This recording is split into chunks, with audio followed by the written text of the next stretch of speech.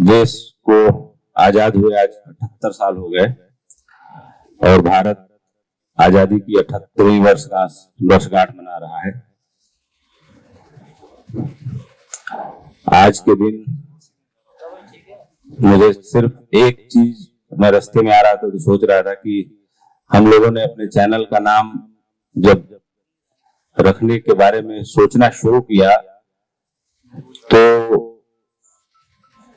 हमने कभी नहीं सोचा था कि इंडिया वर्सेस भारत का भी कोई विवाद। इधर आ जाए आप लोग, धूप में से धूप ज्यादा लग रहा है, इधर आ जाए।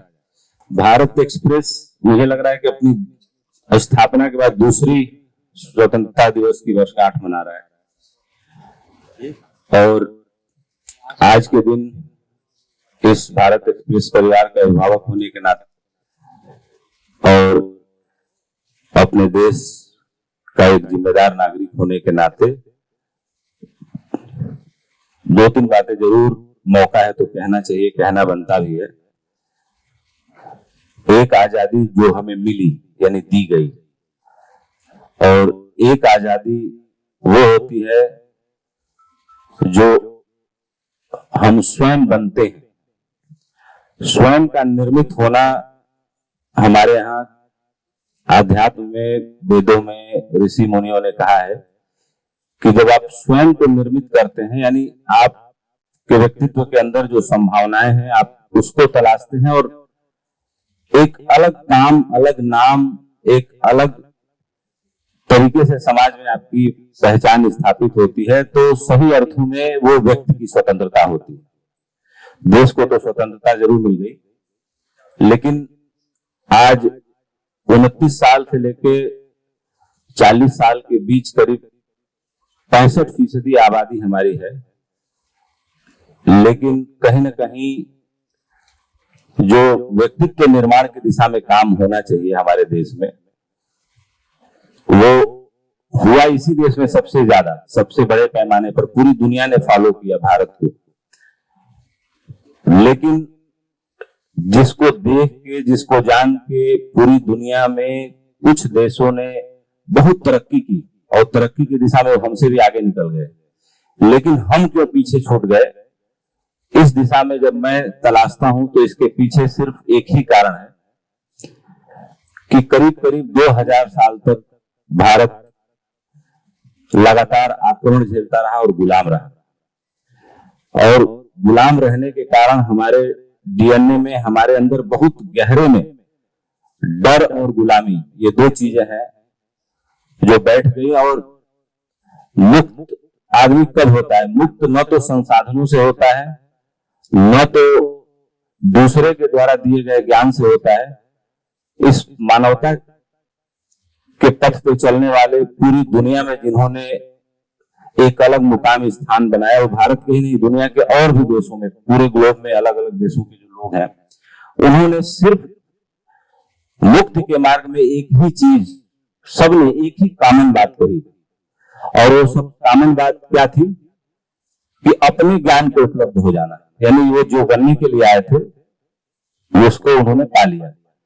हम लोग भी किसी संस्थान के लिए काम करते हैं, परिवार के लिए काम करते हैं, दोस्तों के लिए काम आते हैं, मित्रों के काम आते हैं। यानी मित्रता और शत्रुता की परिभाषा अगर की जाए आज के दिन, तो मैं ये कहूंगा कि आप स्वयं के भी मित्र होते हैं, स्वयं के भी शत्रु होते हैं। स्वयं के मित्र तब होते हैं जब आप ऐसा करते हैं कि आपके करने से आपके आसपास, अगल बगल परिवार, माता पिता, पत्नी, बच्चों के जीवन में सुख आता है। और अगर आप कुछ ऐसा करते हैं जिससे सबके जीवन में दुख आता है तो आप शत्रु हैं, और कुछ ऐसा करते हैं जिससे सबके जीवन में सुख आता है तो आप मित्र हैं। फिर स्वयं के भी मित्र हैं, समाज के भी मित्र हैं, यानी सबके मित्र हैं आप, आपके अंदर मैत्री है। और अगर आप ऐसा करने में समर्थ नहीं है तो आप ये समझिए कि आपके अंदर मैत्री नहीं। और कोई भी एक छोटा सा कदम आपको अंतिम सीढ़ी तक पहुंचा सकता है। साधन क्या है, साध्य क्या है, ये बहुत महत्वपूर्ण नहीं है।